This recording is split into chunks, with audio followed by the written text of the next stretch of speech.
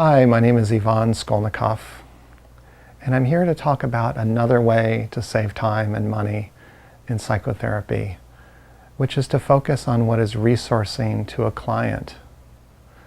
Resources are what support a person in their sense of self, regardless of what is happening in his or her life. Resources can be internal, such as a person's intelligence or sense of humor, or external, such as a comfortable home and a supportive family and friends. Resources can also be adaptive, meaning survival-based. For example, Joe developed a loud voice as a child because he realized that in his family he needed to yell or speak loudly in order to get what he needed. As an adult, Joe's voice became a creative resource, meaning that it supports him in moving towards his full potential. He enjoyed writing songs, or realized that he was passionate about writing songs and singing them for his friends. He realized that expressing himself in this way became an outlet for his feelings and also supported opportunities for deeper connection with his friends. This resource also made it easier for him to ask for what he needed from his partner, as well as from his colleagues at work. Another one of my clients, Laura, remembered as a child that her mother would take things personally that Laura did, and then become distant from her. As an adult, Laura worried about rejection and would try to find ways to please others, to protect herself from her fear of abandonment. In sessions, she would enjoy eye contact and even long for it, but also become overwhelmed by it. Because of the internal pressure to always be present in relationship, she felt confused, would second guess herself, and lower her head and neck towards her lap in a state of overwhelm.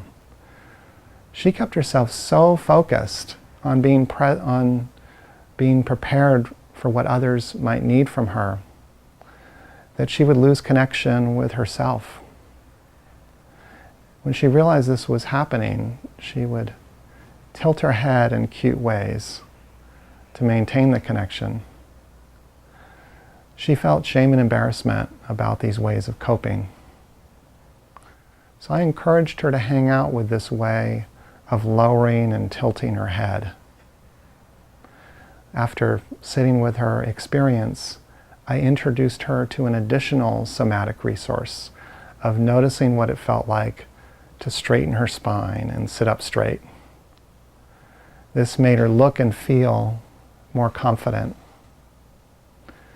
She continued to have difficulty with the thoughts and feelings that were accompanied by the lowering and tilting of her head.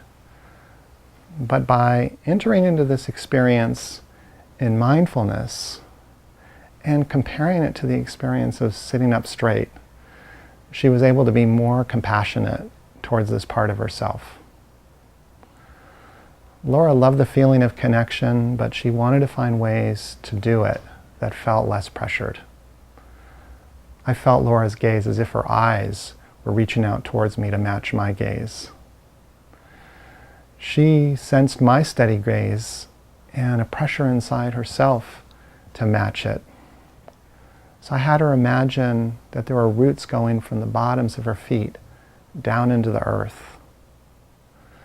She then talked about feeling more compassion for herself, which she said that she felt in her heart. So I encouraged her to sit back in her seat and effortlessly allow this positive connection with herself to radiate out into the room.